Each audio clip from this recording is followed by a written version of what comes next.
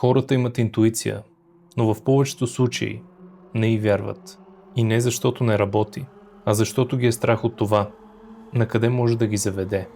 И ако някога сте усещали, че нещо не е наред, но сте го игнорирали, това видео е за вас. Интуицията не идва с много шум.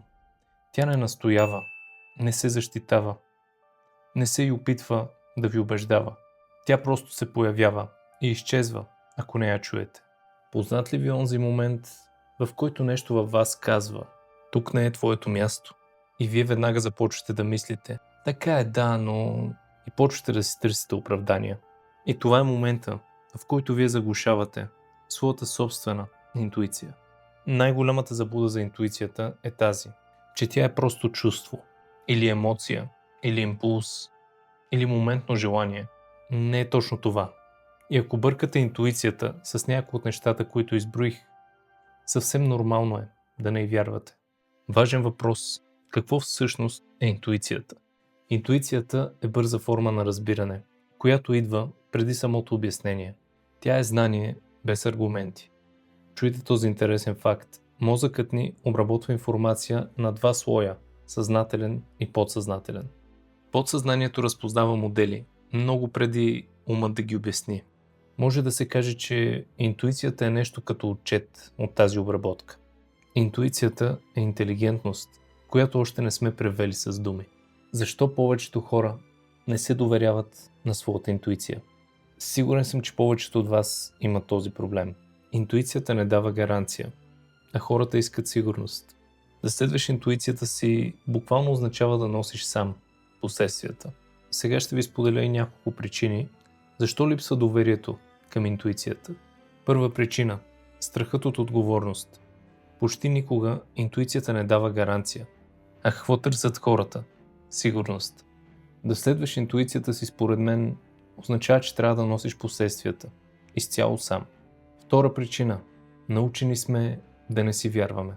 Още от съвсем крехка възраст родителите ни учат да бъдем разумни, но за сметка на това никой не ни учи как да се доверяваме на себе си. И така постепенно започваме да мислим, че ако нещо не може да се обясни, значи то не е валидно.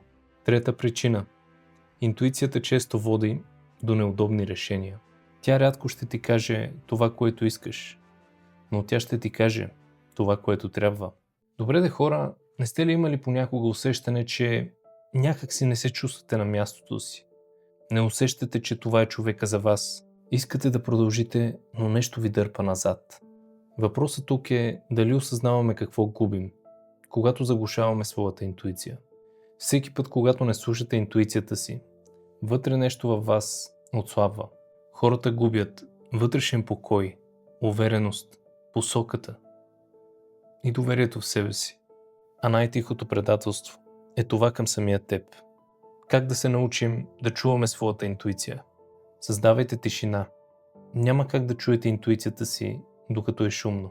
Ако постоянно сте заети с купища мисли в главата си, къде остава място за интуицията? Първият съвет тук е: създавайте си тишина. Направете си една разходка без телефона в ръката. Когато се събудите сутрин, насладете се на 30 минути тишина, без никакво скролване в телефона, без музика, без излишни разговори. Вторият съвет – наблюдавайте първата реакция. Интуицията идва първа, след това идва страхът, а накрая идва логиката. Ако се научите как да улавяте първата секунда, ще започнете да я разпознавате. Третият съвет е: водете си интуитивен дневник. Да, знам, че е странно, но тук е интересната част. Записвайте си моменти, в които не сте послушали своята интуиция. И вижте какво се е случило след това. Интуицията се тренира чрез обратна връзка. И четвъртият съвет: разграничете интуицията от страха. Страхът е хаотичен, докато интуицията е ясна. Интуицията е това, което остава, когато паднат всички оправдания.